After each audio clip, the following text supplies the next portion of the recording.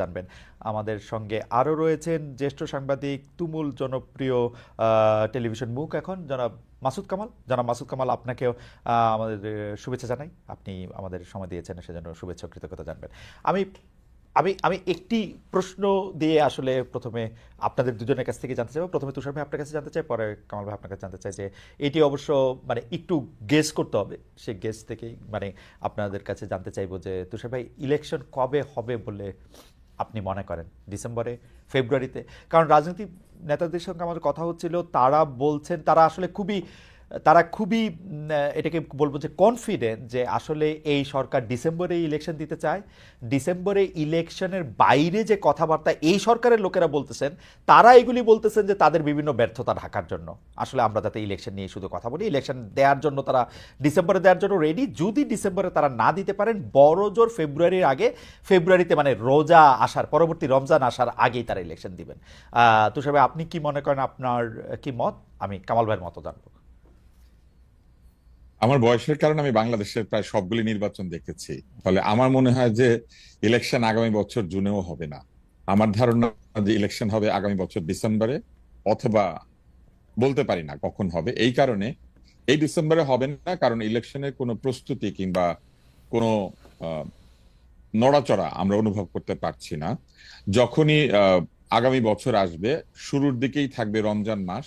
রমজানের আগে ইলেকশন আসলে অসম্ভব, কেননা রমজানের মধ্যে ক্ষমতার রদবদল, রমজানের জিনিসপত্রের দাম বাড়া কমা, এইসবের লোড কোনো রাজনৈতিক দল নিতে চাইবে না।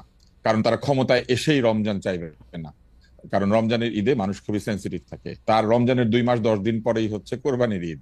কোরবানির ঈদ এবং রমজানের মাঝখানে যদি ইলেকশন দিতে হয়, তাহলে এসএসসি অথবা এইচএসসি যে কোনো একটা পরীক্ষা তার মাঝখানে পড়বে। ফলে সেইখানেও যে নির্বাচন দেওয়া সম্ভব হবে আমার মনে হয় না। এবং জুন মাস চলে আসলে আমার ধারণা যে নানান কথাবার্তা বলে এইটাকে 2026-এর ডিসেম্বরে নিয়ে যাওয়ার একটা চেষ্টা করা হবে। এটা হচ্ছে আমার অভিজ্ঞতা থেকে বলা কথা। কিন্তু যদি আমরা প্রধান উপদেষ্টার কথাকে বিশ্বাস করি, তাহলে বলতে হবে যে অবশ্যই আগামী বছর জুনের মধ্যে নির্বাচন হয়ে যাবে। সেই জন্য এখন আমি বিশ্বাস করতে চাই যে আগামী বছর জুনের মধ্যে নির্বাচন হবে। কিন্তু আমার অভিজ্ঞতা বলে যে কোনোভাবে আগামী বছর জুনের মধ্যে তারা নির্বাচন দেবেন না। তুষার ভাইয়ের কথা শুনলাম, আমরা আমরা একটু কামাল ভাইয়ের কথা শুনি। কামাল ভাই, ইলেকশন কবে হবে বলে আপনার মনে হচ্ছে? না, কবে হবে এটা বলা কঠিন, এটা বলা অসম্ভব। কারণ এই সরকারের সঙ্গে যারা আছেন তারা এক একজন এক এক কথা বলেন, অথবা সরকারের যারা সুবিধাভোগী আছেন তারা আরো অনেক কিছু বলেন, তারা অনেক ইউটোপিয় নানা রকম থিওরি দেন। এটা একটা বিষয়। কিন্তু আমি মনে করি নির্বাচন এই বছরের ডিসেম্বরের মধ্যে হওয়া উচিত এবং হওয়া সম্ভব। কিন্তু তারা অনেকে অনেক কিছু বলবেন। একটা জিনিস কি, আপনি একটা কথা ভেবে দেখেন, আমার মনে হয় বাংলাদেশের স্বাধীনতার পর এ পর্যন্ত এ যাবৎকালে ডক্টর ইউনূসের সরকার হলো সবচেয়ে ভাগ্যবান সরকার, যে সরকার দেশের মাঠে থাকা সকল রাজনৈতিক দলের নিঃশর্ত সমর্থন পেয়েছেন। এরকম এর আগে কোনো সরকার পায় নাই। এমনকি স্বাধীনতার পর বঙ্গবন্ধু সরকারও কিন্তু পায় নাই। উনি সরকার চালানোর কয়েকদিনের মধ্যে জাসদ দোর্দণ্ড প্রতাপে কিন্তু ওনার বিরোধিতা করেছে। এরকম একটা সমর্থন পাওয়ার কারণে ওনাদের পক্ষ থেকে, অথবা ওনাদের যারা নাকি সুবিধাভোগী আছে, ওনাদের যারা চামচামি করেন, তারা নানাভাবে নানা ধরনের কাজ করতেছেন এবং সোশ্যাল মিডিয়ার মাধ্যমে এক ধরনের প্রচারণা চালাচ্ছেন। কেউ বলছেন যে 3 বছর, কেউ বলছেন যে না 29 সাল পর্যন্ত, কেউ বলছেন 5 বছর। আবার ওনাদের একজন আপনার দার্শনিক আছেন যিনি বলছেন যে না একটা জাতীয় সরকার হবে, সেখানে ডক্টর ইউনূস প্রধান উপদেষ্টা হবে এবং উপপ্রধান উপদেষ্টা হবে তারেক রহমান। এই ধরনের নানা ধরনের কিন্তু মানে আপনার পারমুটেশন কম্বিনেশন এখন আমরা দেখতে পাচ্ছি। বাট আলটিমেটলি জিনিসটা হলো যে এই যে প্রথমে যে কথাটা বললাম যে সবগুলি পলিটিক্যাল পার্টি এই সরকারকে সাপোর্ট দিচ্ছে, যদি সাপোর্ট না দেয় তাহলে কি হবে? একটা চাপ তৈরি হবে। এই চাপ সামাল দেওয়ার ক্ষমতা ইউনূস সরকারের নাই, একদমই নাই। কাজে যদি আমি বললাম তো আগামী সপ্তাহে যদি তারেক রহমান এসে বলে যে আমি ইলেকশন চাই এবং ডিসেম্বরের মধ্যে চাই, যদি বলে, আপনি নিশ্চিত থাকেন ইলেকশন ডিসেম্বরে হবে। কারণ ডক্টর ইউনূস ওই রিস্কে যাবে না, তার পক্ষে এই চাপ সামাল দেওয়া সম্ভব না। এখন অনেক পলিটিক্যাল পার্টি অনেক রকম কাহিনী করতেছে, যার যার স্বার্থ আছে। কেউ কেউ ভাবতেছে আমি আর কয়েকটা দিন সময় পেলে গুছাই নিতে পারবো। তবে আমার ধারণা এনসিপি মনে হয় আর ভাবে না, এনসিপি মনে হয় বুঝে গেছে যে আর অনন্তকাল সময় দিলে যতই সময় বেশি পাবে ততই তারা ক্ষুদ্র থেকে ক্ষুদ্রতর হবে, ওই হোমিওপ্যাথি ডোজের মতো। হ্যাঁ, কাজে ওটাতে কোনো কাজ হবে বলে আমার কাছে মনে হয় না। এনসিপির আশা আকাঙ্ক্ষা মোটামুটি এখন শেষ। এখন জামাত হয়তো ভাবতে পারে যে আর একটু সময় পারলে আর একটু গোছাবো, কিন্তু তাতেও কিছু হবে বলে আমার কাছে মনে হয় না। আমি জানি না কি হবে তাদের পলিটিক্যাল ইকুয়েশন কার কি, তবে আমি এটুকু মনে করি যদি পলিটিক্যাল পার্টিগুলো চাপ দেয় এই সরকারের পক্ষে ইলেকশন ডিসেম্বরের থেকে মানে বিলম্বিত করার কোনো সুযোগই নাই, কামাল ভাই। পারবে না।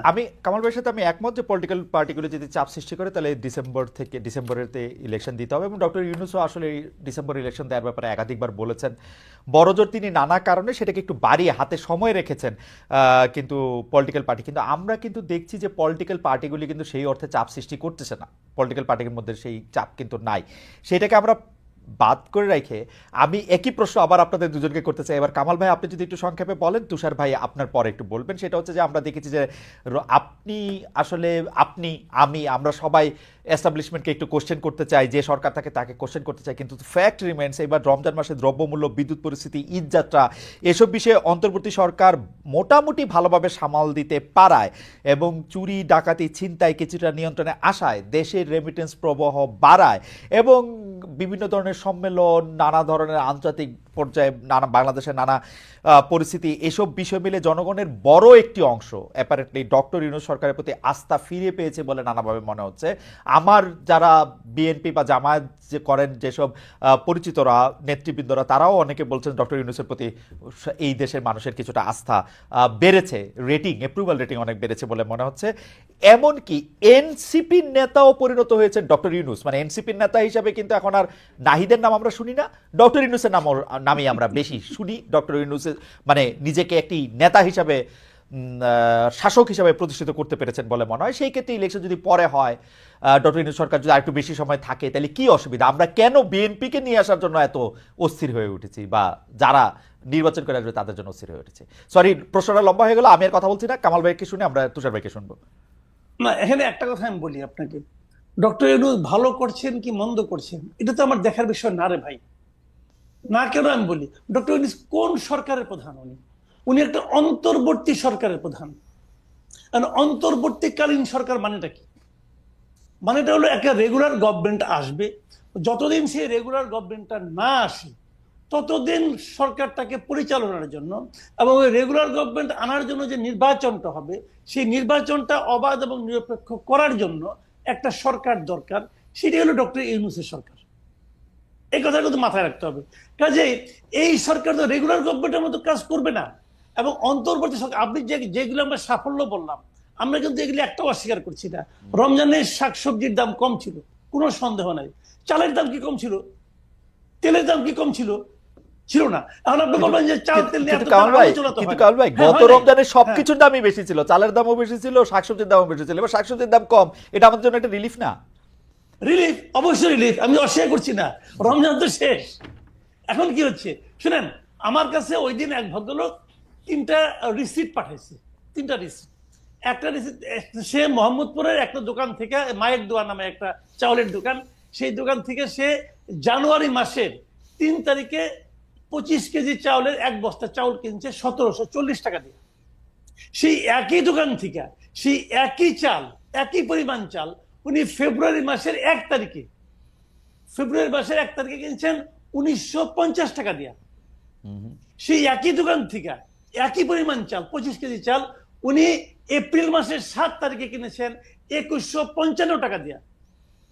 কথাটা খেয়াল করেন, 4 মাসের ব্যবধানে চাউলের দাম 1700 থেকে 2100 টাকা হয়ে গেছে, কিন্তু একই দোকানে একই জায়গায়। কাজে এটা হলো রিয়েলিটি। আর গতকালকে তো আপনার তেলের দাম বেড়ে গেল 1 লাফে 14 টাকা। তো এখন আপনি যদি বলেন না তেলের দাম কম আছে, চাউলের দাম কম আছে, দাম বেড়েছে কিন্তু আমাদের ক্রয় ক্ষমতা বেড়েছে, বলতে পারেন ভাই। অনেক কথাই আগেও শুনেছি, এখনো শুনতে পারি। সেগুলি এক জিনিস। বিষয়টা কি হয়েছে আমি বলি, ডক্টর ইউনূস হলো একটা অসাধারণ পিআর পার্সন। উনি জানেন যে কিভাবে পিআরের কাজগুলি করতে হয়। সোশ্যাল মিডিয়ায় এক ধরনের হুজুগ উনি চালাচ্ছেন খুবই প্ল্যান্ড ওয়েতে, খুবই। কিন্তু একটা কথা মাথায় রাখতে হবে ভাই, মাথায় রাখেন, যারা সোশ্যাল মিডিয়ায় এগুলি করে তারা কিন্তু বাজার করে না, হুম। বাজার করে বাবা, রান্না করে মা, ছেলে খায় আর খেতে খেতে স্ট্যাটাস দেয়। এটা মাথায় রাখতে হবে ভাই। এটাই বাংলাদেশে এখন হচ্ছে। কি হচ্ছে বাবাকে জিজ্ঞাসা করেন যে বাজার করতে যায় তার কি হয়েছে। আমি কিন্তু বাজার করি। না কামাল ভাই, আমি গত পরশু কিন্তু দিন কামাল ভাই, আমি বলি আপনাকে, গত পরশু দিন আমি এমন কোন সবজি পাই নাই যার দাম 80 টাকার কম। আমি পাই নাই ভাই, আমি নিজে কিনেছি। আমি কিন্তু আরেকজনের কাছে শুনে বলতেছি না। না কিন্তু কামাল ভাই, একমাত্র টমেটো পেয়েছিলাম 50 টাকা কেজি, কিন্তু কামাল ভাই, টমেটো ছাড়া আর প্রত্যেকটা জিনিসের দাম 80 টাকা কেজি। কিভাবে কমলো ভাই? কিন্তু কামাল ভাই, বলেন কিভাবে কমলো? না না ঠিক আছে, কিন্তু কামাল ভাই, আমি আপনি দুজনই, আপনি আমার থেকে অনেকখানি বড়, কিন্তু আমরা আসলে এই সরকারগুলিকে খেয়াল করি। তো এই আওয়ামী লীগ সরকার, তার আগে যখন বিএনপি সরকার ছিল, তাদের যে মানে তৃণমূল পর্যায়ে তাদের যে বাহিনী আছে, সেটা ছাত্রদের হোক, যুবদের হোক, এটা হোক, তাদের একটা বড় চাঁদাবাজি এবং পাওয়ার এক্সারসাইজ করার একটা সিন্ডিকেট আছে। আমাকে আমার একজন গ্রামীণ বন্ধু ফোন করে সেদিন বলেছিলেন যে তোমরা তো গ্রামে আসো না, তোমরা বুঝবা না যে আমরা তো এই চাঁদাবাজি থেকে এখন মুক্ত আছি। এখন তো কেউ আমাকে এসে দলের মানে উনি হ্যাডাম শব্দটা ব্যবহার করছেন, সেটা দেখাচ্ছে না। সমন্বয়কদের ওই গ্রাসরুট লেভেল এরকম দল নাই। তো এইটা তাদের জন্য একটা স্বস্তির। এইটা আমরা কেমনে বুঝবো? আমরা শুধু তথাকথিত নির্বাচন এর নাম দিয়ে এটাকে আমরা আসলে, না, আমি আপনার সঙ্গে কিন্তু একদম দ্বিমত করছি না। ওই পর্যায়ের এই ছুটকা ফাটকা চাঁদাবাজি এখন আসলে ওইভাবে নাই। ঢাকার রাস্তাতেও এই ফুটপাতে বাদামওয়ালাকেও কিন্তু প্রতিদিন 100 টাকা করে চাঁদা দিতে হতো আগে, যে নাকি চীনা বাদাম বিক্রি করে। ওইটা এখন নাই, আমি নিজে চেক করে দেখেছি, ওগুলি নাই। এটা হলো একটা পজিটিভ দিক। কিন্তু একটা কথা আপনাকে মাথায় রাখতে হবে, সেই জিনিসটা হলো আমি কিন্তু বাংলাদেশে ডক্টর ইউনূস সরকারকে হাসিনা সরকারের সঙ্গে তুলনা করব না। হাসিনা সরকার তো আমার কল্পনার চেয়েও খারাপ সরকার ছিল। তাদের দৌরাত্ম্য, তাদের দাপট, তাদের অনিয়ম, দুর্নীতি, এটার সঙ্গে আমি পুরো সরকারকে তুলনা করব না। সেটা এক জিনিস। ওইখান থেকে আমরা মুক্তি পেয়েছি। মুক্তি পাওয়া মানে এইটা এখন যে পেয়েছি, এটাই যে আমাদের প্রাপ্তি, এটাই যে আমাদের প্রত্যাশা, তা কিন্তু নয়। আমরা কিন্তু নিয়মতান্ত্রিক সরকার চাই। কেন চাই সেটা আমি বলি। কোন আপনি যতক্ষণ পর্যন্ত আপনাকে রেগুলার পলিটিক্যাল গভর্নমেন্ট না আসবে, ততক্ষণ পর্যন্ত এই দেশে কোনো বিনিয়োগ আসবে না। আপনি সিঙ্গাপুর থেকে স্মার্ট লোক নিয়ে আসেন আর 41,000 উপরে থেকে ঝাঁপ দেওয়া লোককে নিয়ে আসেন, ভাই কোনো লাভ হবে না। উনি ওই মানে একটা অনুষ্ঠানে পরিচালনা করবেন, টুকটাক ইংরেজি বলবেন, হয়ে গেল। স্মার্টলি হাঁটবেন, হয়ে গেল। বিনিয়োগ আসবে না ভাই। পলিটিক্যাল গভর্নমেন্ট ছাড়া রেগুলার গভর্নমেন্ট যারা বিনিয়োগ করবে, তারা কিসের উপর ভরসা করে করবে? করবে না। কাজে আপনি সেই জন্য আপনার এখানে একটা রেগুলার পলিটিক্যাল গভর্নমেন্ট আসতে হবে। কথা বলছি, ডক্টর ইউনূস যদি ভালো হয়, উনি এই ক্যাবিনেট নিয়ে ইলেকশন করুক না, অসুবিধাটা কি আছে? আচ্ছা, আরেকটা কথা, সেটা হলো কি, এই ইলেকশন এদের প্রতি সাধারণ মানুষের ম্যান্ডেট আছে কিনা তারও তো একটা প্রমাণ হওয়া দরকার আছে। আপনি তো গাইড জোরে বলতেছেন জুলাই অভ্যুত্থান, আপনি গাইড জোরে বলতেছেন। কে নিয়োগ করছে? ডক্টর ইউনূস তো নিজেই বলছে তাকে নিয়োগ করছে ছাত্ররা। ছাত্ররা এখন কই? ছাত্ররা মিটিং রাখলে তো 100 লোক হয় না। তাহলে ওরা নিয়োগ করতে হয় তো শুয়ে পড়ছে। এটা কয়ে তো লাভ নেই ভাই। ওকে, কারণ ভাই আমি আপনার কাছে আসবো। আমি এই প্রশ্ন নিয়ে তুষারের কাছে একটু জানতে চাইবো যে তুষার ভাই আপনি কি মনে করছেন? সবজির দাম কম কিংবা বাজারে কিছু জিনিসপত্রের দাম গ্রহণীয় পর্যায়ে থাকাটা আসলে যতখানি না এই সরকারের কৃতিত্ব, তার চাইতে এটা হচ্ছে একটা আলামত আওয়ামী লীগ সরকারের দুর্নীতির। এই যে সিন্ডিকেট, জিনিসপত্রের দাম বাড়িয়ে মুনাফা করা, চাঁদাবাজি করা রাস্তার উপরে, এই জিনিসগুলো নাই। কারণ যারা এগুলি করতো তারা পালিয়ে গিয়েছে অথবা তারা গা ঢাকা দিয়েছে। ফলে এই যে জিনিসপত্রের দাম কমে এসেছে, এটা বরং প্রমাণ করেছে যে আওয়ামী লীগ কত দুর্নীতি করতো এবং কত খারাপ একটা সরকার ছিল। ফলে এই কৃতিত্বটা কেমন, এটা হচ্ছে এইরকম যে আপনার শরীরে একটা রোগ জীবাণু ছিল, রোগ জীবাণুটা বের হয়ে যাওয়াতে আপনার নর্মাল টেম্পারেচার ফেরত এসেছে, কিন্তু আপনার পাশে যিনি বসেছিলেন তিনি কৃতিত্ব নেওয়ার চেষ্টা করছেন যে এই যে আপনার নর্মাল টেম্পারেচারে ফেরত এসেছেন আপনি, এটার জন্য উনি দায়ী। আসলে ওই শরীর থেকে জীবাণু পালিয়ে যাওয়ার কারণে এটা ঘটেছে। এটা হচ্ছে আমার ব্যক্তিগত অ্যানালিসিস।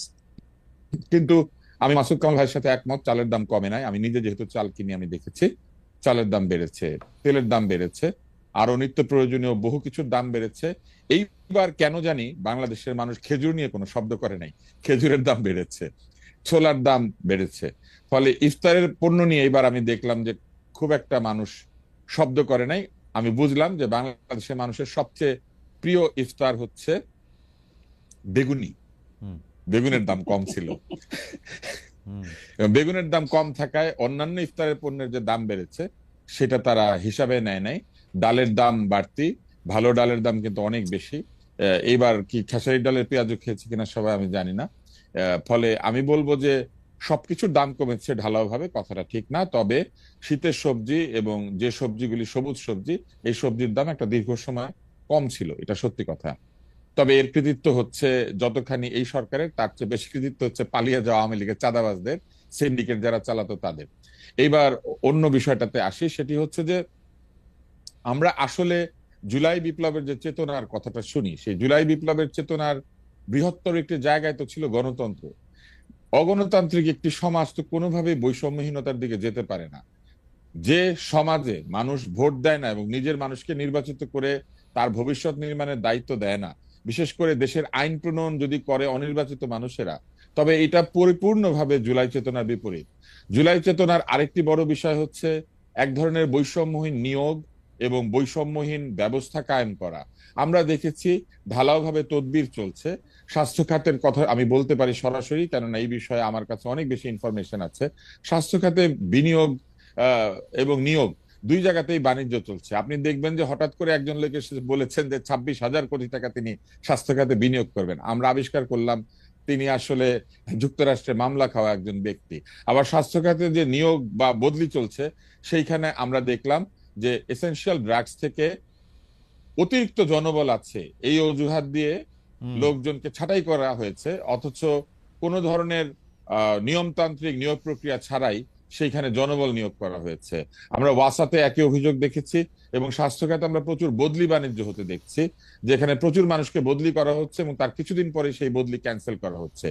বদলি যদি যৌক্তিক হয়ে থাকে তাহলে কেন কয়েক মাসের মধ্যে সেই বদলি বাতিল করতে হবে? ফলে এক ধরনের সন্দেহজনক তৎপরতা আমরা প্রশাসনের মধ্যে লক্ষ্য করছি। প্রশাসনে আপনারা নিশ্চয়ই দেখেছেন যে ডিসি নিয়োগ থেকে শুরু করে নানান বিষয়ে এক ধরনের অভিযোগ শুরু থেকে উঠেছিল, যার কোনো যৌক্তিক ব্যাখ্যা এখনো পর্যন্ত এই সরকার দিতে পারেন নাই। সর্বশেষে তারা যে সরকারকে স্বৈরাচারী বলেন, যে আওয়ামী লীগকে তারা বলেন যে গণশত্রু কিংবা একেবারে জনগণের বিরোধী, জনবিরোধী, সেই আওয়ামী লীগের রেখে যাওয়া একটি কালা কানুন, যেটা আওয়ামী লীগেররাও কালা কানুন মনে করেন, সেটা দিয়ে মেঘনা আলম নামে একজনকে তারা গ্রেপ্তার করেছেন। তার মানে কালা কানুনগুলি তারা আবার নতুন ভাবে প্রয়োগ করতে শুরু করেছেন।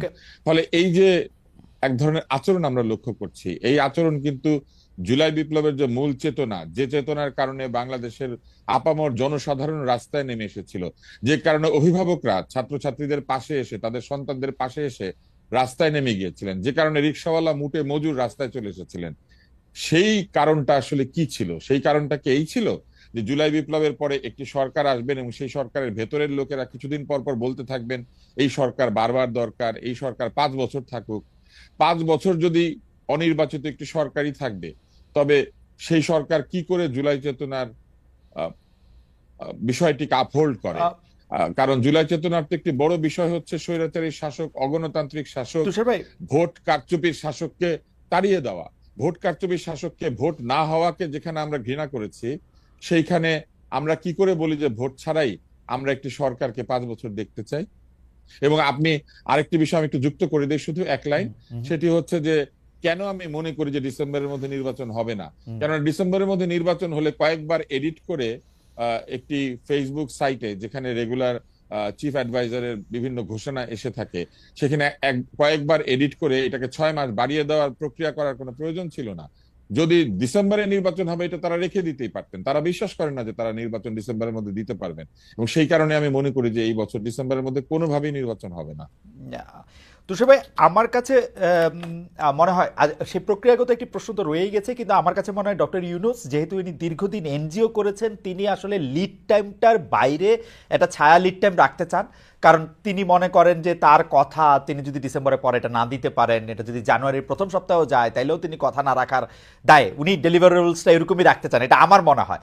আরেকটা জিনিস হচ্ছে যে আমি প্রশ্নটা করি, সেই প্রশ্নটা হচ্ছে যে আপনি, আমি, কামাল ভাই যেইভাবে গণতন্ত্র বা নির্বাচন যেটা চাচ্ছি, বিদ্যমান যে ইলেকশন সিস্টেম যেইভাবের মধ্যে থেকে আসলে 1991 সালের পর থেকেই যেভাবে আসলে নির্বাচনটা যেই প্রক্রিয়ায় হয়ে আসতেছে, একটা লেভেল প্লেইং ফিল্ড হয়তো হয়, কিন্তু তুষার ভাই আপনি বা কামাল ভাই তুমুল জনপ্রিয় হওয়া সত্ত্বেও আপনারা আসলে ভোটের জায়গায় গেলে ভোট পাবেন না, কারণ ভোটের ময়দানটা একটু ডিফারেন্ট হয়ে আছে এখন। সেটাতে আপনি ভালো বক্তৃতা দিচ্ছেন কিনা, আপনি ভালো আইন করতে পারবেন কিনা, আপনি বাংলাদেশের জনগণের জন্য কল্যাণ করতে পারবেন কিনা, এটা চেয়ে বিবেচ্য বেশি হয় আপনি আসলে কতটা শো অফ করতে পারতেছেন, কতটা মোটরসাইকেল দেখাতে পারতেছেন, কতটা টাকা খরচ করতেছেন, এবং আপনি কত পেশি বা টাকাওয়ালা। এই সিস্টেমটা বজায় থাকলে আপনার ইলেকশনই কি আর না ইলেকশনই কি, এইটা কি আসলে গণতান্ত্রিক হয় কিনা? তুষার ভাই আপনার কাছ থেকে শুনে আমি কামাল ভাইকে একটু শুনতে চাই, আপনি যদি 2 লাইন একটু বলেন। ইলেকশনের যে সিস্টেম, আমি বলতেছি যে লেভেল প্লেইং ফিল্ড, এটা সবার জন্যই লেভেল হয়তো, কিন্তু আমার আপনার যেহেতু টাকা বা পেশি নাই, সেহেতু ইচ্ছা করলেও আমরা আসলে সে জায়গায় যেতে পারবো না, এবং আমরা উই আর এট মার্সি যে বড় দলগুলোর প্রধানরা আমাদেরকে নমিনেশন দিবে কি দিবে না। আপনার এই কথায় কিছুটা সত্য আছে, কিন্তু এই কথায় সত্য থাকলেও আমাদেরকে বুঝতে হবে যে আমাদের জনগণ যদি শো অফ পছন্দ করেন, যে কথা এনসিপিও বলেছে, সার্জিস বলেছে যে জনগণ এই ধরনের শো অফ পছন্দ করেন, গাড়ি নিয়ে তাদের শক্তি প্রদর্শন করলে জনগণ মনে করেন যে যিনি ভোট চাইছেন তিনি শক্তিশালী। জনগণ যদি এই বিষয়কে গুরুত্বের সাথে দেখেন, তাহলে ধরে নিতে হবে আমাদের জনগণ এইরকম শাসকই চান। জনগণ যেরকম শাসক চাইবে সেই রকম শাসকই তারা পাবেন। আমরা এই জন্য নির্বাচনী ব্যবস্থাকে প্রশ্নবিদ্ধ করতে পারি না যে আমাদের জনগণ ঠিক জায়গাতে ভোট দিতে পারে না। যদি এটাই হয়, আমরা মনে করি যে জনগণ ঠিক মতো ভোট দিতে পারে না, তাহলে তো আগের সরকারের কথাবার্তাও ঠিকই থেকে যায়। তারাও তো বলতেন যে উন্নয়ন বেশি দরকার, জনগণ উন্নয়ন বুঝে না, সেই জন্য উন্নয়নের স্বার্থে ক্ষমতা ধরে রাখতে হবে। তাই একইভাবে আপনি বা আমি যদি বলি যে আমাদেরকে লোকে ভোট দেয় না, সেই জন্য ভোট বন্ধ করে রাখতে হবে, আমরা দেশ চালিয়ে দেব, তাহলে এটা কিন্তু একটা যৌক্তিক কথা হয় না। সেক্ষেত্রে আমাদের সংবিধান পরিবর্তন করে এমন একটা অবস্থা করতে হবে যে জনগণের ভোট দিয়ে আসলে নির্বাচন হবে না, অন্য কোনো পদ্ধতিতে নির্বাচন হবে। সেই পদ্ধতি কি, সেটা তো পৃথিবীতে কোনো গণতান্ত্রিক ব্যবস্থা এখনো পর্যন্ত আবিষ্কার করতে পারে নাই।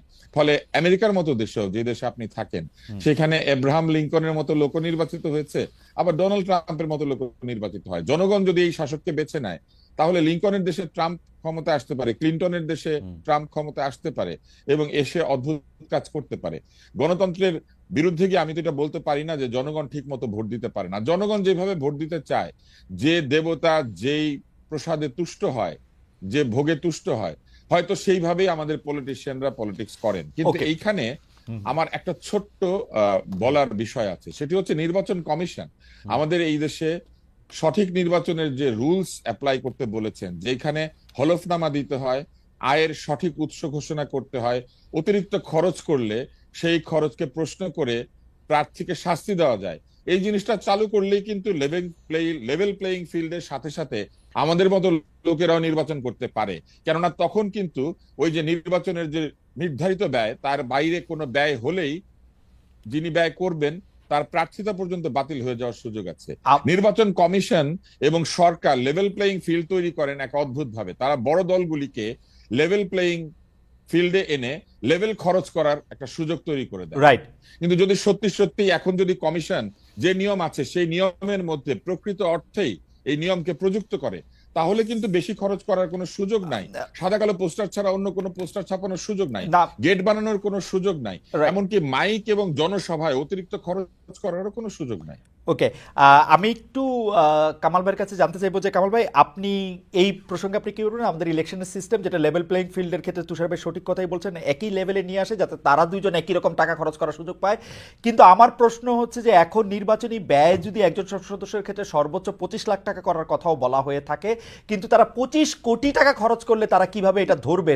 ভোটারদেরকে নগদ টাকা দিলে বা ভোটারদেরকে নগদ টাকা দিয়ে প্রভাবিত করার মতো অবস্থা সৃষ্টি করলে সেটা কি করা হবে? সেটা নির্বাচন কমিশনের এরকম কোনো মেশিনারি নাই। এবং আমরা যেটা দেখছি যে মামলা করলে, যারা মহিউদ্দিন খান আলমগীরের মামলাটি এখানে স্মরণীয়, তিনি পরবর্তী নির্বাচনের 1 মাস আগে তাকে আসলে ওইটা রায় বেরিয়েছিল, প্রায় 5 বছরের ক্ষেত্রে। কামাল ভাই আপনার নিশ্চয়ই মনে থাকবে, আপনি এই নিয়ে আপনার একটু মতামত দিবেন যে এই ইলেকশন সিস্টেমের মধ্যে আসলে আমরা গণতান্ত্রিক উপায়ে আমরা তাদেরকে চাই বা যেটাকে আমরা গণতন্ত্র বলি সেটার প্র্যাকটিস আমাদের পক্ষে করা সম্ভব হয় কিনা। তবে কামাল ভাই আপনার থেকে 1 সেকেন্ড একটু অনুমতি নিচ্ছি, আমরা দর্শকদের কাছে জানতে চেয়েছিলাম যে এবারে শোভাযাত্রার সংস্কারগুলি করা হলে এটা থেকে আমরা আসলে মুক্তি পাইতাম কিনা, এইটা হচ্ছে আমাদের প্রশ্ন। না, একটা বিষয় হলো কি, দেখেন, যদি আমরা বলি যে বিদ্যমান নির্বাচনী ব্যবস্থা ঠিক আছে কিনা, তাহলে তত্ত্বগতভাবে ঠিক আছে, কিন্তু প্রায়োগিকভাবে ঠিক নাই। যেভাবে প্রয়োগ করা হয় সেটা ঠিক না। কিন্তু যদি আমি তাত্ত্বিকভাবে ধরি, কাগজে কলমে দেখি, তাহলে বিদেশের অনেক দেশের নির্বাচনী ব্যবস্থা যে আমাদের নির্বাচনী ব্যবস্থা মন্দ নয়। তাহলে আমরা ওটা প্রয়োগ করতে পারি না কেন? আমরা দেখেন যা কিছুই বলছি আজকে এই নির্বাচনী ব্যবস্থা নিয়ে আপনি যে কথা বলছেন, আমি যে কথা বলছি, তুষার ভাই যে সমস্ত কথা বলছি, আমরা কিন্তু আমাদের অভিজ্ঞতা থেকে কথা বলছি। আমরা গত কয়েকটা নির্বাচন দেখেছি কি হয়, এখানে টাকা পয়সার দাপটটা কোথায় যে ঠেকে আমরা কিন্তু দেখেছি। এই যে দেখে কিন্তু আমরা সিদ্ধান্ত নিচ্ছি হচ্ছে না। কিন্তু আপনি দেখেন 70-এর যে নির্বাচনটা হয়েছিল, যেটাতে আওয়ামী লীগ নিরঙ্কুশ ভাবে জিতেছিল, ওই সময় কি আওয়ামী লীগ সবচেয়ে ধনী দল ছিল? ছিল না তো। তো তখন কি এই দেশে এই ভূখণ্ডেই তো হয়েছে। আমরা ইন্টেনশনালি পলিটিক্যাল পার্টিগুলো আমাদের ভোটারদের মন মানসিকতা চারিত্রিক বৈশিষ্ট্যকে চেঞ্জ করার চেষ্টা করছে, কিন্তু এই চেষ্টাটা যে সফল সম্পূর্ণ হয়ে গেছে আমি কিন্তু তাও মনে করি না। আপনি যদি ওই পরিবেশটা আবার দিতে পারেন, আপনি যদি ওরকম একটা মেরুদণ্ড সম্পন্ন নির্বাচন কমিশন নিয়ে আসতে পারেন, এদেশেও এই ভোটারদের নিয়েও আমি মনে করি একটা ভালো নির্বাচন করা সম্ভব, যে নির্বাচনে অর্থ তেমন কোনো প্রভাব বিস্তার করবে না। একজন লোক কোটি টাকা দিবে, তার কাছ থেকে টাকা নিবে, নিয়ে একজন ভালো লোককে ভোট দিবে, এই মানসিকতা আমাদের ভোটারদের মধ্যে যে একদম নাই, এটা কিন্তু আমি মনে করি না। কারণ আপনি অভিজ্ঞতার কথা কিন্তু- বলছিলেন, কিন্তু 91 সালেও কিন্তু আমি যদি দেখি যে এরশাদ সাহেবের আমলে এটা প্রথম শুরু হয়েছে মারাত্মকভাবে, 70 সালে না, মানে প্রভাবিত করা। 91 সালের পরবর্তী সরকারগুলি বা যারাই ক্ষমতায় এসছে তারা এটা কিন্তু চূড়ান্তভাবে প্রভাবিত করেছে। আপনি সংসদে যেসব মুখগুলি আমরা পেয়েছি সেগুলির দিকে তাকালে আপনি আসলে বুঝতে পারবেন যে তারা আসলে কারা, মানে তারা কেন সংসদে গিয়েছেন সেটিও কিন্তু পরিষ্কার। তো সেটি আপনি কেমনে মানে আমি আমি আমি সেটাই বলি আপনাকে, জানেন একটা জিনিস হলো কি, গণতন্ত্রটা কিভাবে অগ্রসর হয়। গণতন্ত্রটা কিন্তু অগ্রসর হয় trial and error basis. Right. মনে করেন একটা ঘটনা ঘটে, ওই ঘটনার পরিণতি দেখে দেখে আরেকজন শিক্ষা নেয়, এইভাবে কিন্তু চলতে চলতে, এটা কিন্তু একদিনের ব্যাপার না। গণতন্ত্র কিন্তু একদিনে আসে না। এটা তো একটা, আপনার নির্বাচন বলেন, গণতন্ত্র বলেন, এর তো একটা প্রাতিষ্ঠানিক রূপ থাকা লাগে, না হলে হুট করে হয়ে যায় না। তো আমাদের এখানে যতবার হতে নিয়েছে ততবার কিন্তু আমরা এটাকে ব্রেক করেছি বিভিন্ন রকম এই সামরিক বাহিনী দিয়ে, মার্শাল ল জারি। যেমন ইন্ডিয়ার আমরা তো একই সঙ্গে 47 আমরা কিন্তু দেশ বিভাগ হয়েছিল, কিন্তু ইন্ডিয়াতে 47 থেকে পর্যন্ত একবারও তো সামরিক শাসন আসে নাই। কিন্তু তারা কিন্তু নির্বাচনের মাধ্যমে অগ্রসর হয়েছে। সেই নির্বাচনগুলির মধ্যে অনেকগুলি ফল্ট নির্বাচন ছিল, অনেক খারাপ নির্বাচনও ছিল, এখনো নির্বাচন নিয়ে প্রশ্ন কিন্তু উঠে। তারপরেও এটাও গণতন্ত্র কিন্তু একটা জায়গায় এসে দাঁড়িয়েছে, যেটা এটুককে মানা যায়।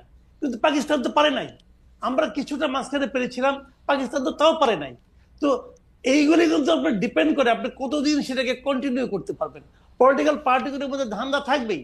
2000 মানে আমরা যেটাকে 111-এর কথা বলি 2007-এর পরে, সেই 111 কিন্তু দেখেন, যদি 111-এর সময় না আসতো, ওইটা কিন্তু না আসলে কি হতো, 22শে জানুয়ারি যে নির্বাচনটা হওয়ার কথা ছিল 2007-এ, ওইটা কিন্তু 2014-রই একটা কিন্তু রেপ্লিকা ছিল। কিন্তু ওইটার আদলেই কিন্তু 2014-তে হয়েছে। সব আমার থাকবে, আমরা ঠিকঠাক করে নেব, আমরা প্রধান উপদেষ্টা বানাবো, অমুক তমুক করবো। এইটা হলো কি পলিটিক্যাল পার্টিগুলির মধ্যে সেই চারিত্রিক একটা এক ধরনের আপনার বৈশিষ্ট্য তাদের মধ্যে তৈরি হয়েছিল। কিন্তু আমি মনে করি যেটা 24-এর ঘটনায়, আমি মনে করি আমাদের চেঞ্জ হওয়া, নতুন কিছু পাওয়ার একটা বাস্তবতা তৈরি হয়েছে। এখন যারাই স্বৈরাচারী হতে চাইবে তাদের মাথার মধ্যে কিন্তু 24-এর যে পরিণতি, এরকম পরিণতি তো এর আগে হয় নাই। 24-এর যে পরিণতি, শাসকের যে নির্মম যে মানে পরাজয় এবং পলায়ন এবং পর্যুদস্ত হওয়ার যে ঘটনা, এরকম ঘটনা কিন্তু অতীতে কখনোই হয় নাই। এরশাদ দেখেন স্বৈরাচারী ছিল, তারও পতন ঘটছিল, কিন্তু উনি কিন্তু ইলেকশন করতে পেরেছেন জেলখানা থেকেও, পেরেছেন তো। কিন্তু এখন কি হচ্ছে, এখন যে বাস্তবতাটা, এরা তো ইলেকশন করতে দিলেও আসতে পারবে না, অবস্থা এমন দাঁড়িয়েছে। মানুষের যে ক্ষোভ, এই ক্ষোভটা দেখে কিন্তু আমি মনে করি আগামীতে শিক্ষা নেওয়ার বিষয় আছে। কিন্তু তার পরিবর্তে আপনি যদি জনগণের হাতে যদি আপনার বেছে নেওয়ার ক্ষমতাটা না দেন, তার যে অধিকার, এটা তো অধিকারের ব্যাপার। আপনি যারা বলতেছেন যে ইউনূসকে 5 বছর রাখতে হবে, ওনারা ওনাদের ভালোবাসা থেকে বলতেছেন, ওনাদের ভালোবাসাকে আমি অনার করি, কিন্তু পাশাপাশি আমি ওনাদেরকে বলবো যে আপনি কি সবার কাছে জিজ্ঞাসা করছেন? না। সবার মতামত দিচ্ছেন না। সবার মতামত যখন নিতে পারবেন, সেটাকে আমি ডেমোক্রেসি বলতে পারবো। আপনি আজকে ইউনূসকে বলবেন, আমি একটা কথা বলে শেষ করি, আজকে আপনি ইউনূসকে ভালো বলতেছেন, আচ্ছা কালকে যদি ইউনূস মারা যায় তখন আপনি কি করবেন? তখন আপনি আরেকজন ইউনূসকে কোথায় পাবেন? পাবেন তো না। কিন্তু সেক্ষেত্রে আপনাকে কি করতে হবে? আপনাকে একটা সিস্টেম ক্রিয়েট করতে হবে। রাইট। আপনার সংস্কারের কথা বলেন যে একটা সিস্টেম ক্রিয়েট করবেন, আপনারা নিজেরাই তো সিস্টেম ভাঙার চেষ্টা করতেছেন যে উনাকে রাখতে হবে। ওকে। কেন? উনার যদি জনগণের সমর্থন থাকে তাহলে উনি তো একটা পার্টির সঙ্গে আছেন অথবা পরোক্ষভাবে আছেন, উনি প্রকাশ্যে চলে আসেন, ওই পার্টির নেতৃত্ব দেন, ইলেকশন করেন। যদি জনগণ আপনাকে চায় আপনি নির্বাচিত হবেন। ওনার তো টাকার অভাব নাই। 666 কোটি টাকা তো উনি কয়েকদিন আগে মাফ করে নিচ্ছেন। তো টাকার তো অভাব নাই রে ভাই, ওই টাকা দিয়ে ইলেকশন করেন না, অসুবিধাটা কি? কামাল ভাই, আপনি এই প্রসঙ্গটা নানা সময় তুলেছেন তুষার ভাইও, সেই জন্য এই প্রসঙ্গে আমি কথা বলতে চাই যে 24-এর পরবর্তী, বিশেষ করে এই যে জুলাই আন্দোলনের পরবর্তী সময় আমরা একটা নতুন বন্দোবস্ত চেয়েছিলাম, নতুন সিস্টেম চেয়েছিলাম, আমাদের আশা সাংঘাতিকভাবে ভঙ্গ হয়েছে। কিন্তু আমরা যে 24-এর পরবর্তী বা জুলাই স্পিরিটটার প্রকাশ যে আমরা দেখতে চেয়েছিলাম, সেইটা অনুবাদের দায় বা এক্সিকিউশনের দায় আমরা শুধু এই সরকারকে বা এই যে এখন যে নতুন রাজনৈতিক দলটি তৈরি হয়েছে সেই নতুন রাজনৈতিক দলটির উপরেই দিয়েছি কিনা, মানে আমরা কি পরিবর্তিত হয়েছি? তুষার ভাই থেকে জানতে চাইবো, তারপরে কামাল ভাইয়ের কাছে আসবো যে তুষার ভাই, আমরা কি বদলেছি?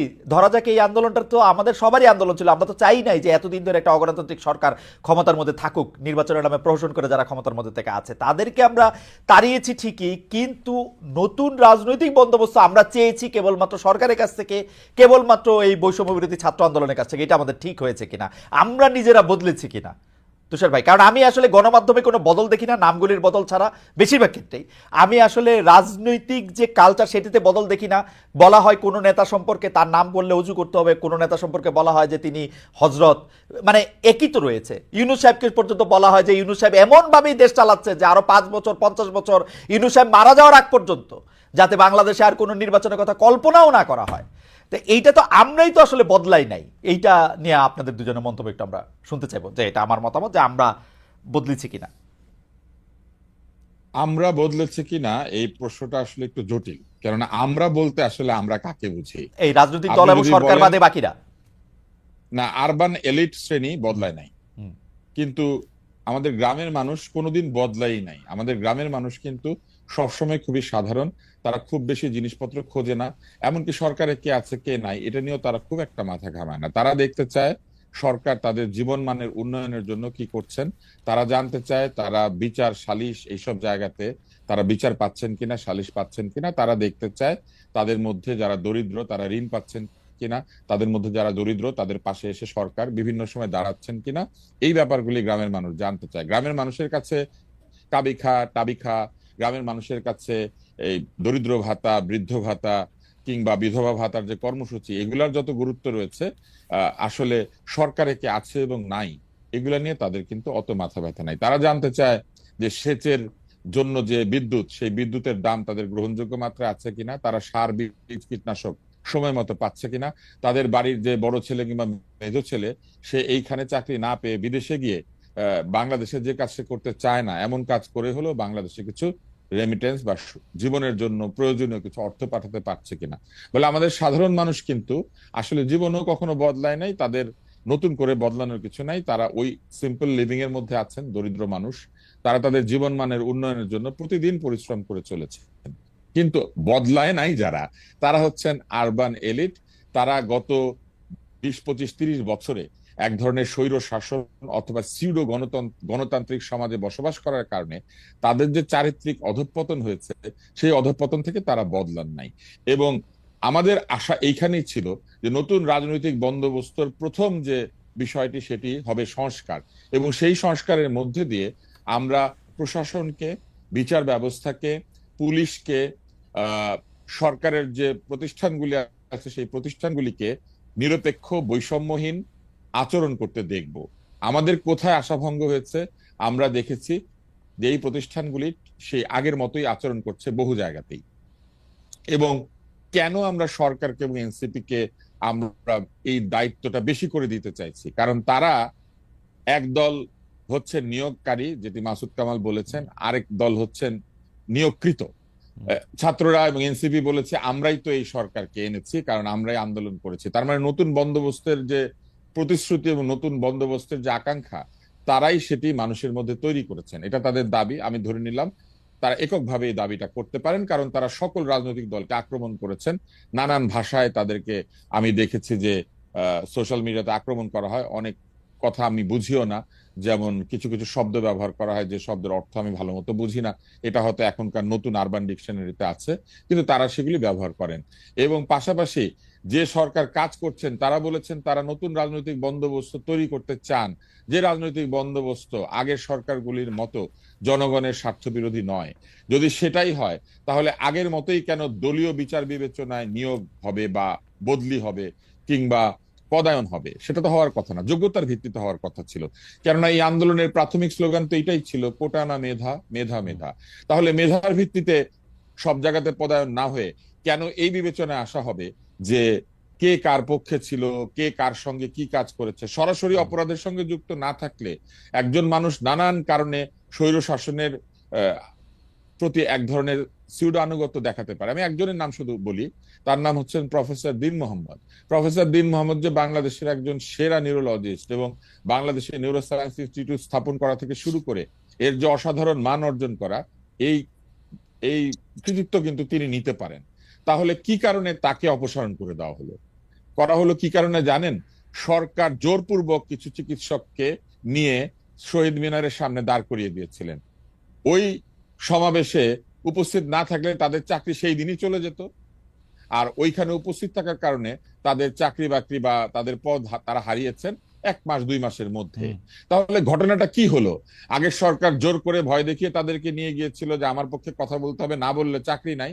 এই সরকার তাদের চাকরি নট করে দিয়েছে, কারণ ওই সময় তারা এই আন্দোলনের পক্ষে কথা বলেন নাই। কিন্তু সমস্ত লোক আন্দোলনের পক্ষে কথা বলতে পারবে, বাংলাদেশের সমস্ত লোক না, এইটা শিক্ষক কিন্তু কিংবা এইটা কিন্তু খুবই ইন্টারেস্টিং তুষার ভাই। আমি এই প্রসঙ্গটা একটু তুলতে চাই আপনাকে একটু এটা করে, যে আপনি খেয়াল করেছেন যে বর্তমান যে সেনাপ্রধান ছিলেন তিনি তো 5 আগস্টের আগ পর্যন্ত উনি লয়াল ছিলেন to Sheikh Hasina like anything. উনি ভিতরে ভিতরে কি করছেন না করছেন তা তো আমরা কেউ জানি না।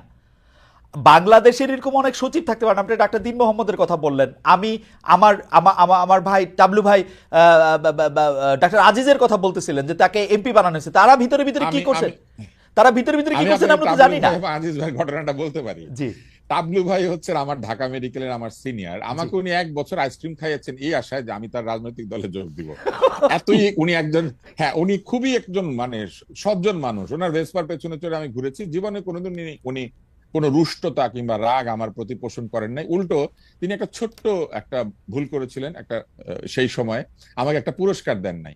উনি এটার জন্য আমাকে অন্তত 10-12 বার সরি বলেছেন যে ওই সময় আসলে বয়স কম ছিল তো স্যার, এই জন্য আমি তোমাকে এটা দিতে পারি না। এবং সেই কারণে আমার ধারণা যে এখনো উনি আমার খোঁজ খবর নেন রেগুলার। এখন টাবলু ভাই কি করেছেন? টাবলু ভাই আজিজ ভাইয়ের জন্য একটু তদবির করেছেন। কার কাছে করেছেন? একজন যে দাবি করে যে সে হচ্ছে সমন্বয়ক, এখন সেই ছেলেটি কি করেছে? তাকে রেকর্ড করেছে এবং সেটি ছেড়ে দিয়েছে। এখন আমি আজিজ ভাই সম্পর্কে বলি। আজিজ ভাই কিন্তু বাংলাদেশের একজন নামকরা পেডিয়াট্রিক সার্জন এবং তিনি অসংখ্য ডাক্তারদেরকে পড়িয়েছেন। এবং তিনি যে যেখানে তিনি আটক হয়েছেন যে মামলাটি, সেইটি কতখানি সঠিক এটা নিয়ে প্রশ্ন আছে। হাইকোর্ট যেখানে আজিজ ভাইকে জামিন দিয়েছে সেইখানে জেল গেটে তাকে ধরে নিয়ে আবার তাকে বন্দি করতে বাধ্য করাটা কিন্তু আমি মনে করি যে হাইকোর্টের জামিনের প্রতি এক ধরনের অবমাননা দেখানো।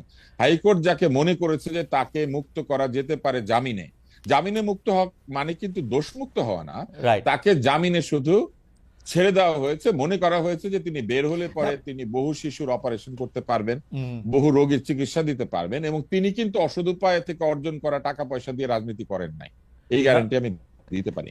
সব লোক তো আর খারাপ ছিল না। বহু লোক এমপি হতে চায়, বহু লোকের জীবনে স্বপ্ন থাকে, রাজনীতি করেছে, রাজনীতির একটা জায়গাতে গিয়ে পৌঁছতে চায়। যেমন আমাদের মান্নান সাহেব যিনি পরিকল্পনা মন্ত্রী ছিলেন, কিংবা সাবের হোসেন চৌধুরী, কই তারা তো জামিনে মুক্ত হয়ে বাইরে আছেন। কেন আছেন?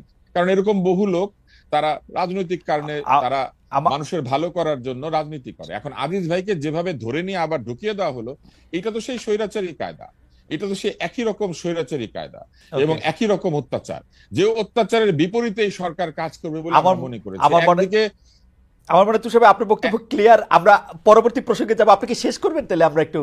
হ্যাঁ, আমি এখানেই শেষ করি।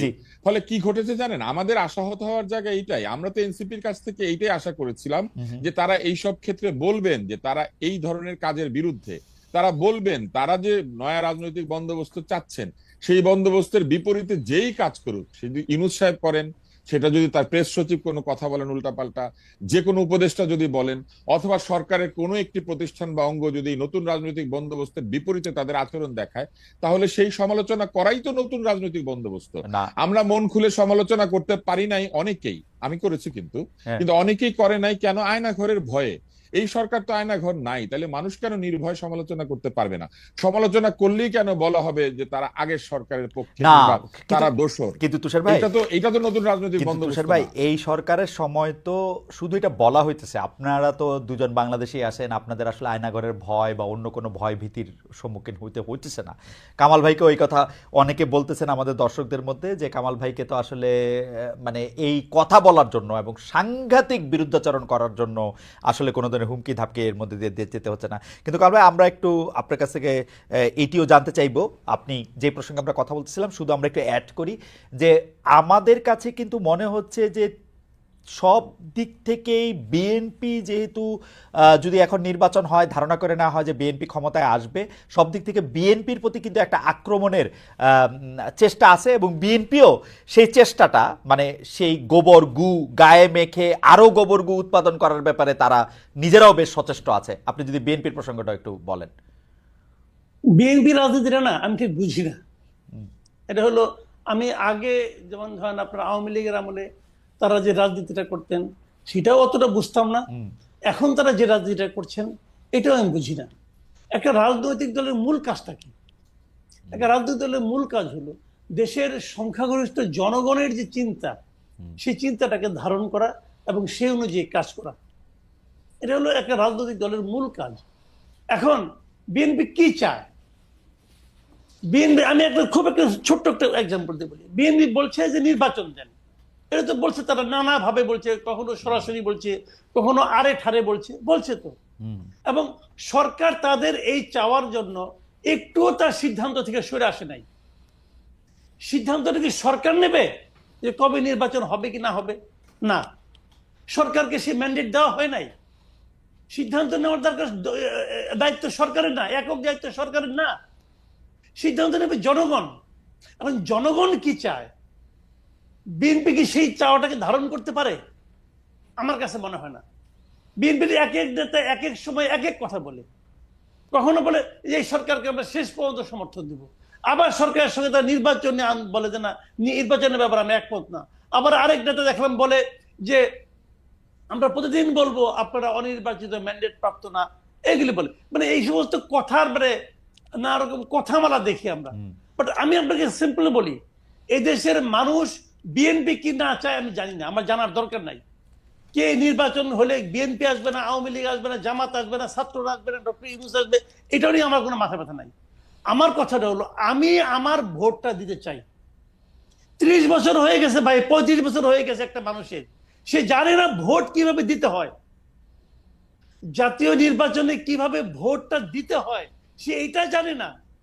সেই লোকের কাছে কিন্তু তারেক রহমানের কোনো ফ্যাক্টর না, তার কাছে ইউনূসের কোনো ফ্যাক্টর না, তার কাছে ওই ডাক্তার শফিকুল ইসলামের কোনো ফ্যাক্টর না।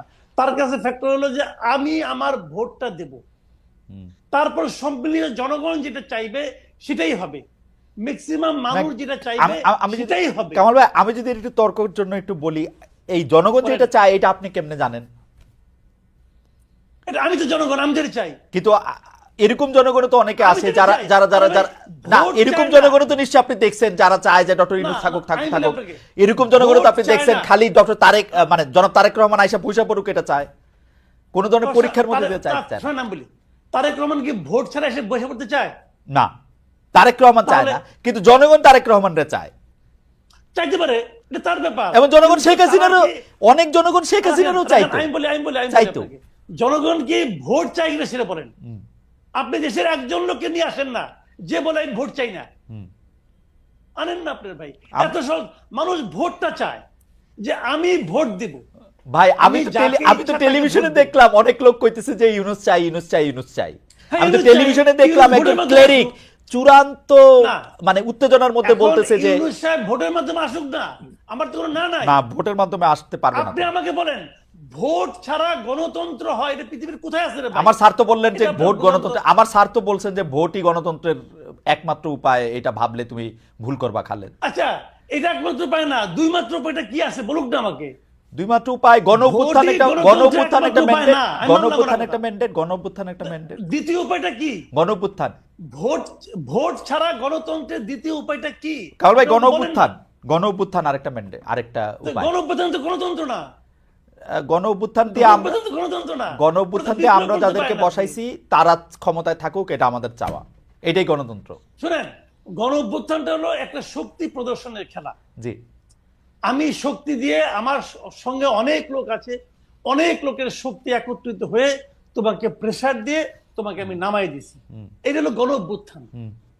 আর গণতন্ত্র হলো সবচেয়ে যার শক্তি কম, যে নিরীহ মানুষটা, সেও সঙ্গোপনে যে নিজের মতটা প্রকাশ করতে চায়, সেটা হলো গণতন্ত্র, সেটা হলো ভোট। আমি তো এই ভোটটা চাই, যে সবচেয়ে যে লোকটা কখনোই রাস্তায় নামবে না, কিন্তু সে ভোটের দিন যে শান্তি মতো যে সে তার মতামতটা প্রকাশ করে দিয়ে আসবে, তার মতামতটাকে আপনি ইগনোর করবেন কোন বিবেচনায়? কামাল ভাই, পৃথিবীর কে করে, কোথায় করে? কামাল ভাই আপনি আমাদের সঙ্গেই থাকবেন। তুষার ভাই বোধহয় একটা কথা বলতে চাইছেন, একটা কথা একটু যদি বলেন তুষার ভাই। আপনার আপনার স্যার যে আপনাকে বলেছেন খালিদ, যে জি। সব গণতন্ত্রে ভোট দরকার হয় না, হ্যাঁ। একটা বিষয় কিন্তু মনে রাখতে হবে যে না। গণ অভ্যুত্থান কখনোই গণ ম্যান্ডেট না। কেন না? কারণ গণ অভ্যুত্থান একটা ভয়াবহ স্বৈর শাসকের বিরুদ্ধে হয়, কিংবা এমন একটা শাসনের বিরুদ্ধে হয় যে শাসন জনগণ পছন্দ করছে না। কিন্তু এককভাবে চিন্তা করলে কিন্তু সেই স্বৈর শাসক ওই দেশের সবচেয়ে শক্তিশালী দলটা তৈরি করতে পেরেছে, এবং সেই কারণে এত বছর ধরে সে ক্ষমতায় আছে। সকলে মিলে ঐক্যবদ্ধ হয়েছে একটা পয়েন্টে, যে এই স্বৈর শাসককে সরিয়ে দিয়ে দেশে এমন একটা ব্যবস্থা তৈরি করতে হবে যেখানে জনগণ তার মতামত দিতে পারে। এখন যে মুহূর্তে গণ অভ্যুত্থান সফল হয়েছে, তখন সেই অভ্যুত্থানে কি অন্যরা অংশ নেয় নাই? জামাতে ইসলাম অংশ নিয়েছে, বিএনপি অংশ Right, নিয়েছে, right. বিভিন্ন ছোট ছোট রাজনৈতিক দল অংশ নিয়েছে, এবং তরুণরা অংশ নিয়েছে। রাইট।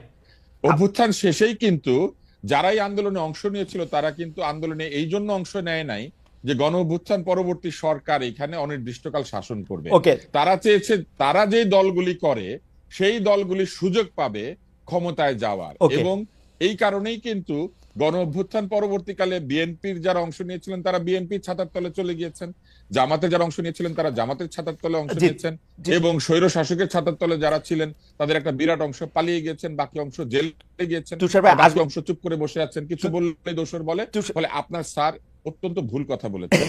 তুষার ভাই উনি আসবো যেহেতু আবার আমার আপনার স্যার কাছে। না, তুষার ভাই আসবো আবার আপনার উনি কাছে। যেহেতু আমার স্যার না, তো আমি প্রতিবাদ করলাম। আর আমার স্যারের প্রতিবাদ আমিও করতে পারি, কিন্তু কামাল ভাই, আমরা তুষার ভাইয়ের কথা থেকে টেনে নিয়ে বলি, জনগণ তার মতামত দেওয়ার অবস্থায় এসছে কিনা, নাকি ওই সংস্কারগুলি না হলে জনগণ মতামত দিতে পারবে না, আবারও একটা ফেসিস্ট কাঠামোর মধ্যে দিয়ে আমাদের যেতে হবে? আমি অবশ্য ফেসিস্ট নন ফেসিস্ট, আমি আমার অবস্থাটা বলি, আমি সবসময় গণতন্ত্রের পক্ষে, আমি সবসময় নির্বাচনের পক্ষে, যে যা আসবে সে নির্বাচন দিয়ে আসুক, কিন্তু আমার প্রশ্নটা এটা। আমি আপনাকে একটা কথা বলি ভাই। জি। যে সংস্কারটা তারা করতে চাচ্ছে, এটা নিয়ে কয়েকটা প্রশ্ন। একটা প্রশ্ন হলো, যে তারা সংস্কার করতে যাচ্ছে, সংস্কারটা যারা করছেন তারা কি এই সংস্কার করার জন্য যোগ্যতম ব্যক্তি কিনা, একটা প্রশ্ন আছে। যে সংস্কারের রিপোর্টগুলি হয়েছে, এই রিপোর্টটা কি একটা অসাধারণ রিপোর্ট এক একটা হয়েছে কিনা, এটা নিয়েও আমার সন্দেহ আছে। তারপরেও আমি হাইপোথেটিক্যালি, তর্কের খাতিরে, যেহেতু আমাদের স্যার আছেন, আপনার স্যার তো আমারও স্যার, যেহেতু আমাদের স্যার আছেন, আমি ধরে নিলাম উনি জার্নালিজমের টিচার হওয়া সত্ত্বেও একটা অসাধারণ সংবিধান প্রণয়নের জন্য সুপারিশ করেছেন। আমি এটাও ধরে নিলাম স্যারের প্রতি ছাত্রের এক ধরনের ইয়ের কারণে, পক্ষপাতিত্বের কারণে ধরে নিলাম। তাতেই কি, সেটাই কি আপনার রক্ষা কবচ হয়ে গেল স্বৈরাচার না আসার? আপনাকে আমাকে সিম্পল একটা এক্সাম্পল দিয়ে বলি। পৃথিবীতে যত মুসলমান আছে তাদের জন্য একদম মানে অলঙ্ঘনীয় গ্রন্থ কোনটা, সংবিধান কোনটা? কোরআন শরীফ। রাইট। যে কোরআন শরীফের একটা অক্ষর পর্যন্ত এদিক সেদিক করা যাবে না। আপনি মুসলমান, আমিও মুসলমান, অন্য দেয়ালা বাদ দেন। আপনি যেভাবে কোরআনকে ফলো করেন, আমি কি সেভাবে কোরআনকে ফলো করি? প্রত্যেকটা মুসলমানকে, ফিলিস্তিনের গাজায় যারা আছেন তারা যেভাবে কোরআনকে ফলো করেন, সৌদি আরবের মুসলমানরা কি সেভাবে কোরআনকে ফলো করেন? বই তো একটা, আল্লাহর বই একটাই তো ভাই। কাজেই বইয়ের মধ্যে কি লেখা আছে, ওই মহাগ্রন্থে কি লেখা আছে, সেটা ইম্পর্টেন্ট না। ইম্পর্টেন্ট হলো সেই বইটা কারা ফলো করতেছে, সেটা ইম্পর্টেন্ট। রাইট। আপনি কি সংস্কার করলেন সেটা ইম্পর্টেন্ট না, সেই সংস্কারটা কারা পালন করছে কারা করছে না সেটা ইম্পর্টেন্ট। আমরা ওই আগের হাসিনা সরকারের সংবিধানকে আমরা অনেক সমালোচনা করি করি তো, আচ্ছা বলেন এই যে এত সমালোচনা করি তারপরেও কি সেখানে লেখা আছে যে প্রাইম মিনিস্টার যেখানে যাবেন তার বোন সেখানে একই ধরনের প্রোটোকল পাবেন? লেখা আছে? নাই তো। শেখ হাসিনা তো এখানে প্যারালাল শ্যাডো প্রাইম মিনিস্টার ছিল এই দেশে, ছিল নাকি? ছিল তো। উনি কি সংবিধান মেনেছিলেন? না, কিন্তু কিন্তু ছিলেন না তো। কিন্তু কিন্তু কামাল ভাই, কিন্তু কোশ্চেনটা কামাল ভাই হলো, শোনেন, আপনাদের, আচ্ছা আপনি শেষ করেন তার বলি। আমি বলি আপনাকে, হ্যাঁ। কোশ্চেনটা হলো কি, আপনি যদি ক্ষমতাবান না হন, যেমন ৭২-এর সংবিধান তুলনামূলক ভাবে আমরা অনেকে ভালো বলি, সেই সংবিধান কি শেখ মুজিবের মুখের উপর কেউ কোনো কথা বলতে পারতো? জিয়াউর রহমানের আমলে তার উপরে কেউ কোনো কথা বলতে পারতো? এইটা হলো ডিপেন্ড করে। আবার শাহাবুদ্দিন আহমেদ, উনি তাকে তত্ত্বাবধায়ক সরকারের প্রধান ছিলেন, ওই সময় কোনো ওনার কোনো ওরকম কোনো ক্ষমতাও ছিল, তাও তো অনেক কিছু করছে। বিষয়টা হলো ব্যক্তি, বিষয়টা হলো মানসিকতা, এবং ব্যক্তি কখন সঠিক কাজটা করে, যখন তার মধ্যে একদিকে থাকে ভালো মানুষই, আরেকদিকে থাকে ভয়। ভয়টাও থাকতে হয়। কিন্তু আমি মনে করি ২৪-এর যে গণ অভ্যুত্থান, এটার মাধ্যমে শাসক শ্রেণীর মধ্যে একটা ভয় ঢুকে গেছে যে এই কাজ আমার আর করা উচিত হবে না, করলে আমি ধরা খাইতে পারি, এইভাবে আমাকে পতন হইতে পারে। এই ভয়টাকে থাকতে থাকতে আমাদের উচিত ছিল একটা নির্বাচন করা। আমরা ইন্টেনশনালি সেই ভয়টাকে ভেঙে দিচ্ছি।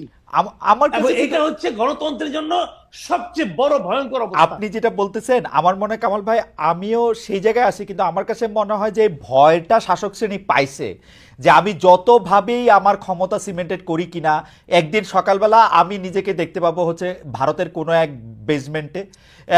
এই এই এই যে এই যে একটা ভয়, এই ভয়টা আরেকটু সংহত করার জন্যই কি আমাদের সংবিধানে কিছু মানে মানে কিছু সংস্কার এই মুহূর্তেই করা যায় কিনা, যেটা আসলে ফেসিস্ট হইতে একজনের বাধা দিবে? যোগ্যতার বিচার আমি করতে চাই না।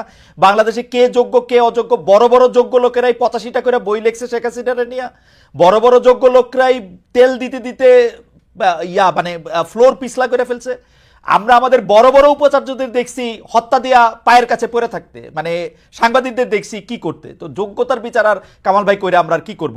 আমি তুষার ভাই একটু জানতে চাইবো যে এটি আমার শেষ প্রসঙ্গ, শেষ প্রশ্ন, কামাল ভাই একটু জবাব দেবেন যে আমাদের কোনো একটা সংস্কার এরকম আছে কিনা যেইটা করলে, সংবিধানে করলে বা আমরা এটার ঘোষণা দিলে, যেটা একটা ঘোষণাপত্র দিলে আরেকটা রাজনৈতিক দলের আরেকটা সরকারের ফেসিস্ট হয়ে ওঠার পথে অন্ততপক্ষে পথে একটু কাটা বিছানো হয়? মানে পারবো না আটকাইতে, কিন্তু একটু এরকম কিছু কি আসে কিনা? তুষার ভাই।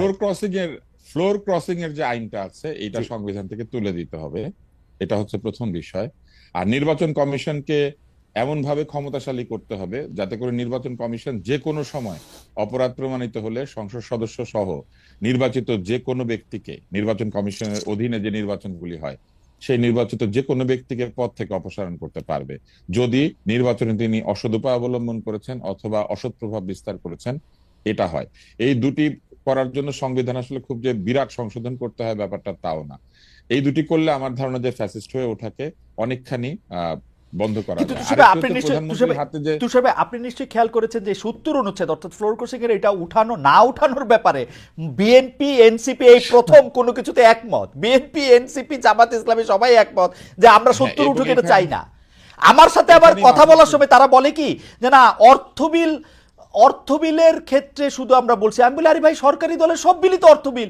এইটা আবার আমাকে বুঝাইতে আসে যে সরকারি বিলের সব দল অর্থবিল, মানে কই যে যাব? ওরা অর্থ বলতে টাকা বুঝেছে। ট্রেজারি বিল মানে যে ট্রেজারি বেঞ্চ, সরকারি দলকে যে ট্রেজারি বেঞ্চ বলে, আমি সোজা গোদা বাংলায় বুঝায় বললাম যেটার সাথে টাকা পয়সা জড়িত, এইটা ছাপাইতেও টাকা লাগে, সুতরাং এটা অর্থবিল। তাও ব্যাপারটা তো তা না। মানে এবং যে তাহলে বুঝতেই পারছেন সংবিধান যারা বদলাতে চায়, ছুড়ে ফেলে দিতে চায়, তারা এরকম ছোট ছোট জিনিস নিয়ে আসলে সম্যক ধারণা রাখে না। এবং ৭০-এর ব্যাপারে তারা সবাই একমত যে ৭০ থাকবে, ৭০ রাখতে হবে না। ৭০ আসলে রাখা একেবারে ঠিক না। এই সংবিধানের সবচেয়ে অগণতান্ত্রিক বিধান হচ্ছে ৭০ অনুচ্ছেদ। আমি আমার নেতা যদি পাগল হয়ে যায় আমি তার বিরুদ্ধে ভোট দিতে পারবো না, কারণ আমার দল মনে করেছে তিনি হযরত। তো এইটা হলে তো বিরাট সমস্যা। এইটা যদি থাকে যে কোনো কেউ স্বৈরাচারী হয়ে উঠতে পারে, এক। আর দুই হচ্ছে যেটি আমি বলেছি যে নির্বাচন কমিশনকে এমন ভাবে শক্তিশালী করতে হবে। এখন কিন্তু নির্বাচন কমিশন কোনো রায় দিতে পারে না, রায় দিতে আদালতের কাছে যেতে হয়। নির্বাচন কমিশন প্রার্থিতা বাতিল করতে পারে না, আদালতে গিয়ে লোকজন বসে থাকে। এটা কেন হবে? নির্বাচন সংক্রান্ত সকল কিছু নির্বাচন কমিশন সরাসরি করতে পারবে, এটা করা উচিত। আর নির্বাচনে অর্থ খরচ করলেই প্রার্থিতা স্থগিত হয়ে যাবে, বাতিল হয়ে যাবে, বন্ধ হয়ে যাবে।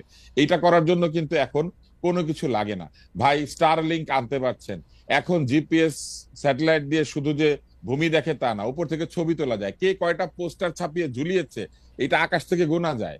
ড্রোন দিয়ে খালি ছবি না দেখিয়ে ড্রোন দিয়ে যে কোনো এলাকাতে গুনে ফেলা যায় যে যায়, একজন প্রার্থী কিন্তু আসলে কয়টা পোস্টার যায়, ছাপিয়েছে। কিন্তু আমি ফলে চাই এগুলা কিনা, যদি বলে, এগুলা বললে আসলে অদ্ভুত। আমার মনে আমি হয় পোস্টার সংস্কার, গুনে বলে দিতে পারি। আমার মনে হয় সংস্কারের প্রসঙ্গটা একটু কামাল ভাইয়ের কাছে একটু জানতে চাইবো যে তারপর, তার আগে কামাল ভাই ইন্টারেস্টিং, আমি একটু কমেন্ট বক্সের মধ্যে থেকে সাইমুম ইমতিয়াজ উনি বলছেন, খালেদ ভাই কমেন্ট বক্স পড়ছেন বোধহয়, দেশের মানুষ মনে প্রাণে ভীষণভাবে প্রফেসর ইউনূসকে চাচ্ছে, এক্ষেত্রে গণভোট করে তাকে ক্ষমতা রাখা যায় কিনা অতীতে জিজ্ঞেস করে দেখেন, জনগণের চাওয়াটা এমনই।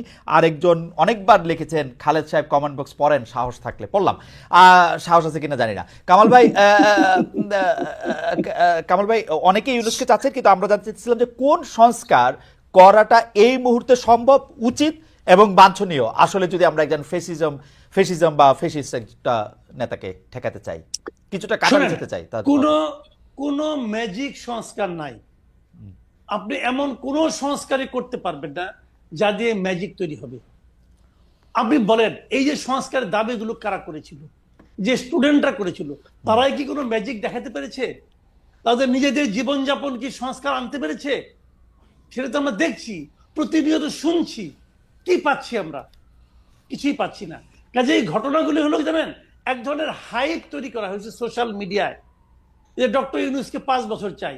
কেন চাই, কিভাবে চাই, কি কারণে চাই, কেউ বলতে পারে না। কিন্তু ডক্টর ইউনূস কি, আমরা যে আন্দোলনের কথা বলি, সেই আন্দোলনের চেতনাকে ধারণ করে? আমি তো মনে করি করে না। যদি করতো তাহলে উনি এই ধরনের লোককে এখানে তার উপদেষ্টা মন্ডলীতে আনতো না, যাদের মধ্যে 80% সঙ্গে এই আন্দোলনের কোনো সম্পর্ক নাই, কোন ধরনের সম্পর্ক নাই এই আন্দোলনের সঙ্গে। নূরজাহান বেগম স্বাস্থ্য মন্ত্রণালয়ে আছে। কামাল ভাই, এটা আমি আগেও বলছি, শেখ হাসিনার সাথে সম্পর্ক না থাকাই আন্দোলনের সাথে সম্পর্ক। এটা যদি এটা হচ্ছে থিওরি। এই নূরজাহান বেগমের ক্ষেত্রে- সাথে শেখ হ্যাঁ। হাসিনার ইউনূস সাহেবের এগেইনস্টে করা মামলায় ইউনূস সাহেবের পাশাপাশি নূরজাহান বেগম যে থাকছেন, এর জন্য উনি 2টা মন্ত্রণালয়ের উপদেষ্টা হইতে পারেন, মাত্র তো একটা হইছেন। তাহলে ইউনূস সাহেবের সঙ্গে, ইউনূস সাহেবের পক্ষে যে আইনজীবী ছিলেন, ওনারও তো আইন মন্ত্রণালয়ের অফার করা হয়েছিল, উনি নেন নাই। তাহলে উনি ভদ্রলোক আসে নাই। হ্যাঁ। ভালো কথা। হ্যাঁ। তো আমি এই জন্যই বলছি যে চেতনা যে কি জিনিস, এখন আগেও দেখছি হাসিনার আমলে চেতনা বিক্রি করা হয়েছে, এখনো দেখছি, এখনো চেতনা বিক্রি করা হচ্ছে। চেতনার নাম নিয়ে বলা হচ্ছে যে উনাকেই চাই, উনাকে কেন চাই? হাসিনার সময় এরকম হুজুগ ছিল, 2043 পর্যন্ত হাসিনাকে চাই। বঙ্গবন্ধুর সময় হুজুগ ছিল, ওনাকে আজীবন চাই। এই সমস্ত হুজুগ অর্থহীন হুজুগ। আমি মনে করি এই হুজুগগুলো এখন ইন্টেনশনালি তোলানো হচ্ছে।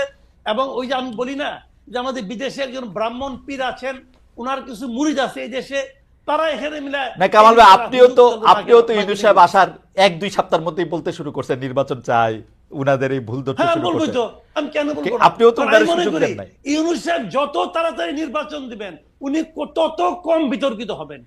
আমি একটা কথা বলে শেষ করি, জি। শুনেন, হাসিনা গভর্নমেন্ট ক্ষমতায় আসার পর থেকে প্রায় পারলে প্রথম দিন থেকে ইউনূস সাহেবকে বিতর্কিত করার চেষ্টা করছেন, ইউনূস সাহেবকে বেইজ্জতি করার চেষ্টা করছেন।